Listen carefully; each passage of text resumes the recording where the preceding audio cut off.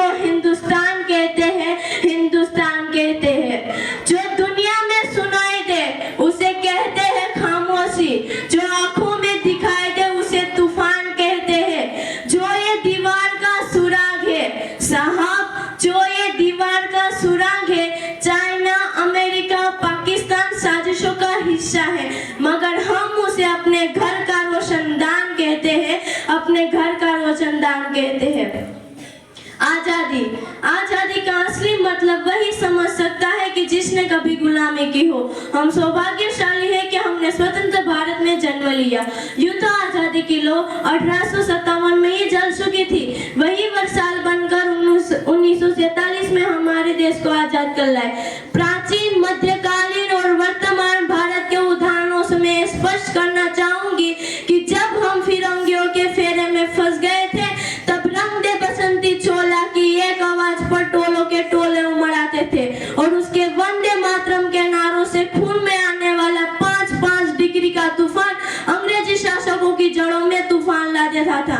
लोग मर जाते थे, मिट जाते थे, फांसी चढ़ जाते थे, तो वो भी अपनी देशभक्ति साबित कर रहे थे, क्योंकि वो उस दौर की देशभक्ति की कसौटी थी। उसके बाद 62, 65 और 71 के युद्धों में अपने सुहाग गंवा देने वाली औरत घर में हालात कुछ ऐसे हो जाया करते थे कि प्यार भी भरपूर गया, मांग का सिंदूर गया, नन्ही नोनी नानों की लंगोटियां चली गई, छोटी छोटी बेटियों की छोटियां चली गई, भाई की पढ़ाई गई, बाप की कमाई गई, ऐसा एक विस्फोट हुआ पता ही चला नहीं, पूरे जिस्म की कई बोटियां चली गई, पूरे जिस्म की कई बोटियां चली गई। और आपके लिए तो सिर्फ एक आदमी मरा है साहब, मेरे लिए तो मेरी घर की रोटियां चली गई, मेरे लिए तो मेरी घर की रोटियां चली गई। वाले हालात पैदा हो जाने के बावजूद भी एक माँ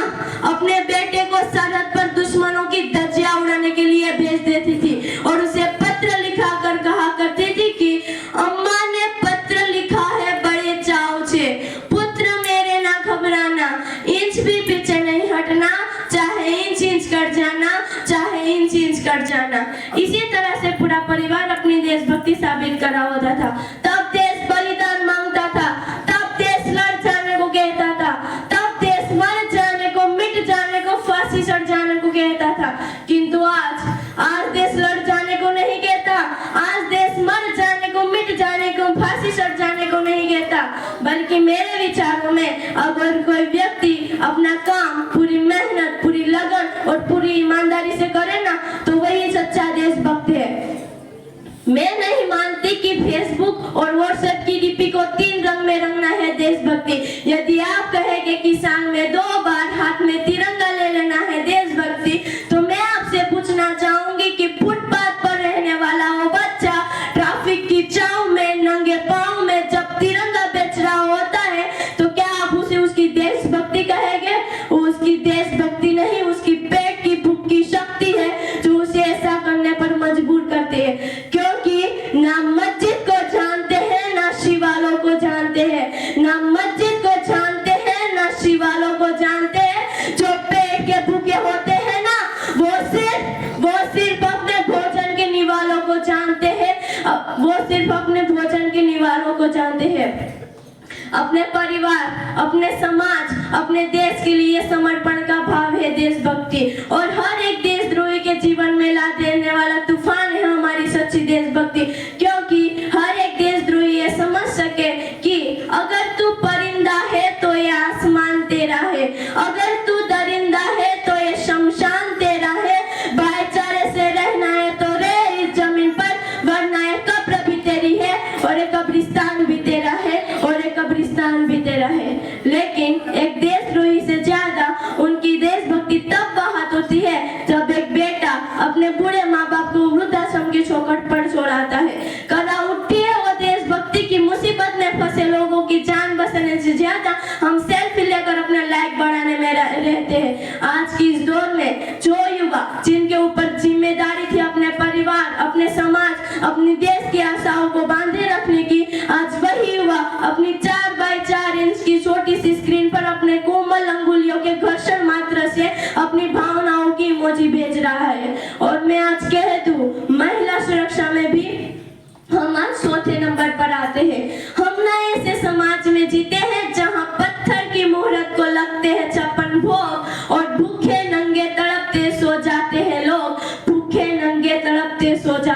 लोग। मजदूर को मजदूर समझिए, मजबूर नहीं। गरीब को काम दीजिए, दान नहीं। अगर दान देने के इच्छुक है तो जीते जी रक्तदान दीजिए और मरने के बाद अंग दान देकर किसी मरते हुए को जीवन दान दीजिए। यही सच्ची देशभक्ति, यही सच्चा राष्ट्र प्रेम। न सरकार मेरी है न रब मेरा है, न सरकार मेरी है न रब मेरा है। बस इतनी सी बात का गुरूर है मुझे कि मैं भारत की हूँ और ये भारत मेरा है और ये भारत मेरा है। कहा जाता है हम दुनिया के सबसे बड़े लोकतंत्र है, जहाँ हिंदू पैदा होते हैं, मुस्लिम, सिख और ईसाई भी पैदा होते हैं। पर बदकिस्मती ये है कि यहाँ इंसान पैदा नहीं होते। मेरे विचारों में ना हिंदू की जरूरत है ना मुसलमान की जरूरत है। राष्ट्र निर्माण के लिए केवल अच्छे इंसान की जरूरत है, केवल अच्छे इंसान की जरूरत है। जरा सोचिए, ये पेड़ पौधे और शाखाएं भी परेशान हो जाए अगर परिंदे भी हिंदू और मुसलमान हो जाए। एक शैक्षिक बीमारी मुझे अपने समाज में नजर आती है और बड़े आश्चर्य की बात है कि जिस देश ने पूरी दुनिया को तक्षशिला और नालंदा दे करके विश्वविद्यालय शिक्षा की बुनियाद रखी है, आज विश्व के 100 सर्वश्रेष्ठ विद्यालयों में हमारे एक भी विद्यालय खड़ा नहीं हो पाता। वहीं दूसरी ओर हमारे पास IIT,